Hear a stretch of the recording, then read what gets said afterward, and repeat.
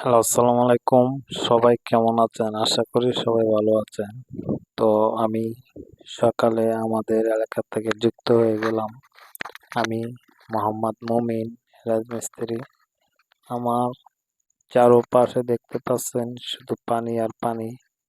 এত পরিমাণ পানি আমাদের এদিকে বলার বাইরে। আমাদের গ্রামে প্রচুর পানি হয়। ৬ মাস পানি থাকে, ৬ মাস শুকনা থাকে। তো আমাদের পিছনে দেখতে পাচ্ছেন একটা ব্রিজ। তো এটা হচ্ছে সুনামগঞ্জ নেত্রকোনা যোগাযোগ। তো এটা বিচ্ছিন্ন আছে, 22 এটা বিচ্ছিন্ন থাকে। আর ওই পাশে দেখতে পাচ্ছেন একটি বাড়ি বহু দূরে। আর চারপাশে দেখতে পাচ্ছেন শুধু পানি আর পানি, পানি আর পানি। পানির যেন কি কষ্ট, আপনারা যারা পাহাড়ি অঞ্চলে আছেন তারা বুঝবেন। বাড়িঘর নিয়ে কি একটা কষ্ট, বাড়িঘরের মধ্যে থাকাই যায় না। তো দেখেন আমি একটি গাইডওয়ালার উপরে বসে আছি। তো সকালের দৃশ্যটা খুবই সুন্দর, দেখতে পাচ্ছেন, খুবই সুন্দর।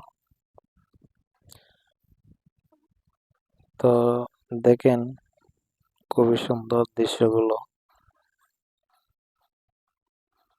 আমি হয়তো আপনাদের সাথে কথা গুছায় বলতে পারতেছি না, তো আপনারা আমাকে ভুল ত্রুটি হলে অবশ্যই ক্ষমা দৃষ্টিতে দেখবেন।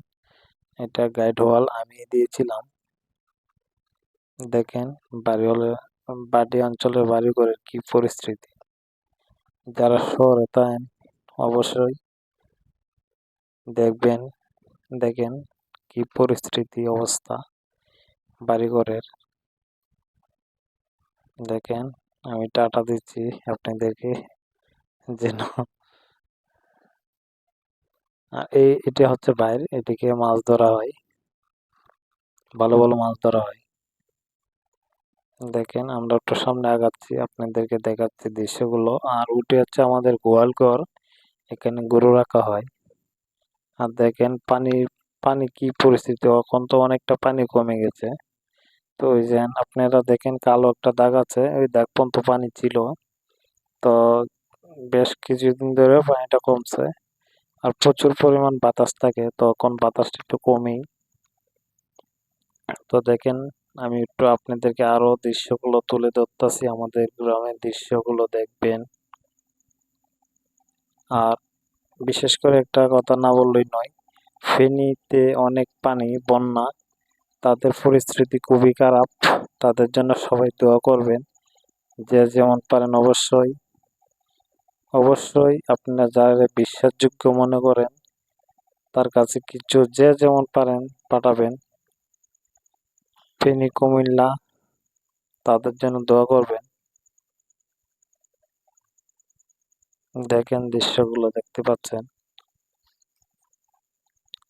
আমি জানি না ইউটিউবে সফল হতে পারবো না না পারবো, তো আমাদের গ্রামের দৃশ্যগুলো মাঝে মাঝে তুলে ধরি আপনাদের মাঝে।